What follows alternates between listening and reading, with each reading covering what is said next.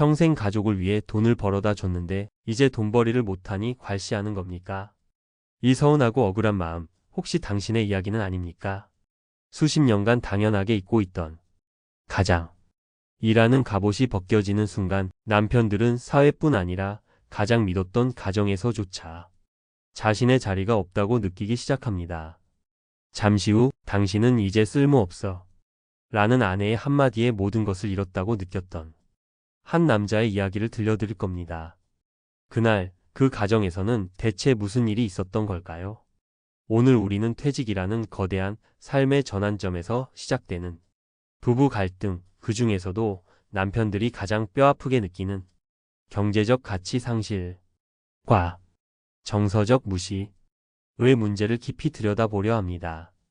이것은 단순히 돈의 문제가 아니라 한 사람의 정체성과 수십 년 쌓아온 부부 관계의 민낯이 드러나는 중대한 사건입니다. 최근 온라인상에 소개되어 많은 이들의 가슴을 먹먹하게 했던 김진성 씨의 이야기가 있습니다. 그는 평생 대기업에서 성실하게 일하며 가족을 부양한 것을 자신의 가장 큰 자랑이자 훈장으로 여겼습니다. 퇴직 후 찾아온 허전함과 무료함을 달래려 그는 어색하게나마 아내를 도와 집안일을 시작했습니다. 어느 날 오후 그가 거실에서 청소기를 돌리고 있을 때였습니다. 아내는 소파에 앉아 TV를 보며 무심하게 한마디를 던졌습니다. 당신은 이제 쓸모없어.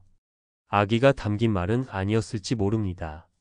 어쩌면 그저 생각 없이 내뱉은 말이었을지도 모릅니다.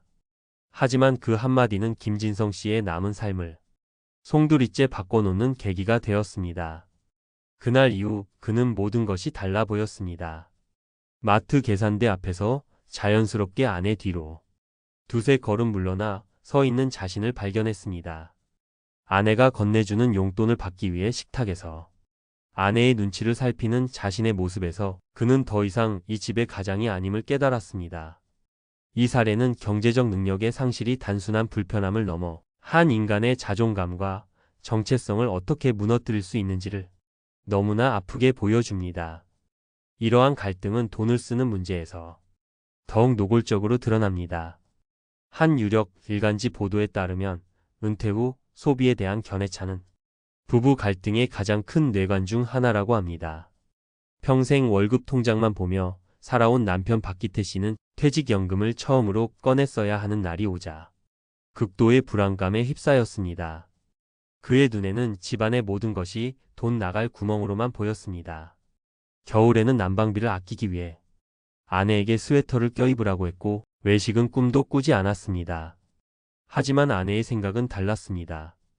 평생 당신이랑 애들 뒷바라지하느라 고생했는데 이 정도도 못 누리고 살아야 해?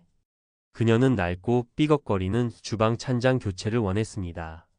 과거 같았으면 아무 문제도 아니었을 그 작은 지출이 이제는 매일의 전쟁이 되었습니다.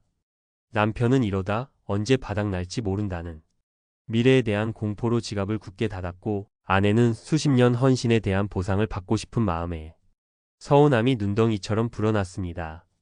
바로 이런 상황에서 이제 돈도 못 벌어오면서 잔소리는 이라는 말이 남편의 가장 아픈 곳을 찌르는 날카로운 무기가 되어버리는 것입니다. 자, 지금까지 남편들의 서운한 마음을 들여다봤습니다. 하지만 동전에는 양면이 있듯 이 이야기에도 우리가 미처 보지 못한 다른 쪽 얼굴이 있습니다. 아내들은 정말 남편의 경제력이 사라졌다고 해서 하루아침에 변해버린 걸까요? 한 설문조사 결과는 우리에게 다른 시각을 제시합니다. 놀랍게도 주부의 72%가 은퇴한 남편과 온종일 함께 사는 것이 부담스럽다고 답했습니다. 이는 아내들이 수십 년 만에 처음으로 온전히 누리던 자신만의 시간과 공간을 갑자기 나타난 삼식이 남편에게 빼앗긴다고 느끼기 때문입니다. 아내들은 남편의 세끼 식사를 꼬박꼬박 챙겨야 하는 가사 부담의 증가와 함께 자신의 외출이나 취미 활동에 사사건건 간섭하고 잔소리하는 남편을 보며 새로운 시집살이가 시작됐다 고 토로하기도 합니다.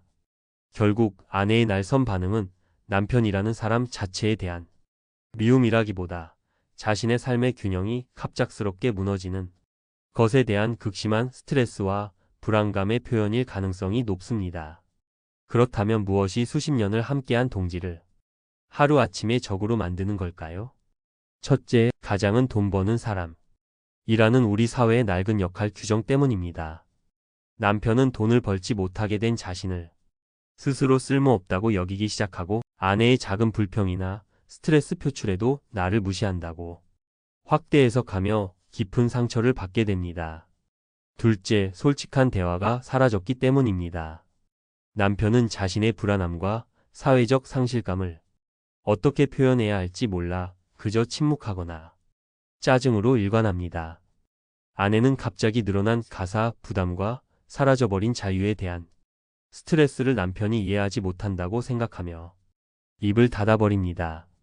소통이 단절된 채 서로에 대한 오해만 성벽처럼 높아져 갑니다.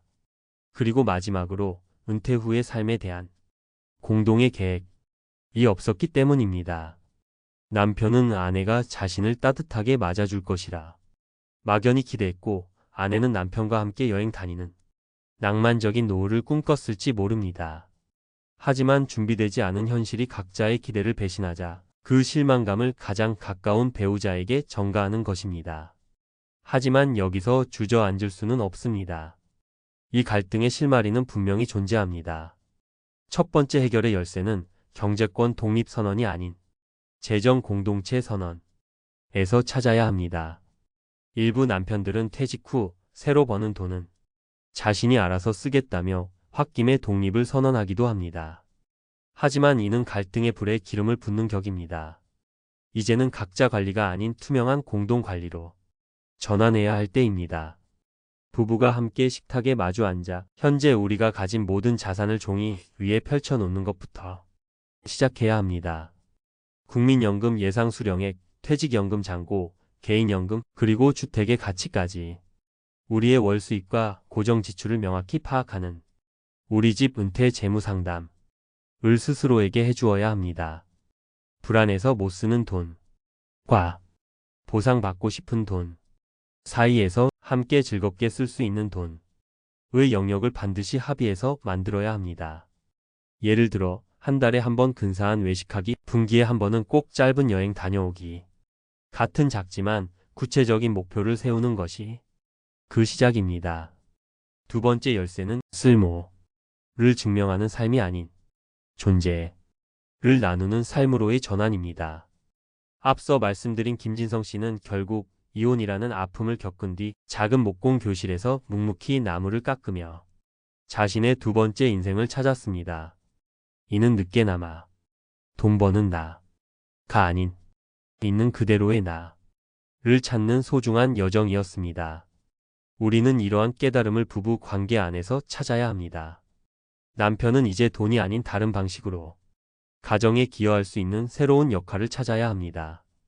아내가 좋아하는 반찬을 만드는 법을 배우고 집안을 깔끔하게 정리하고 아침에 일어나 아내를 위해 따뜻한 커피 한 잔을 내려주는 작은 실천이 중요합니다.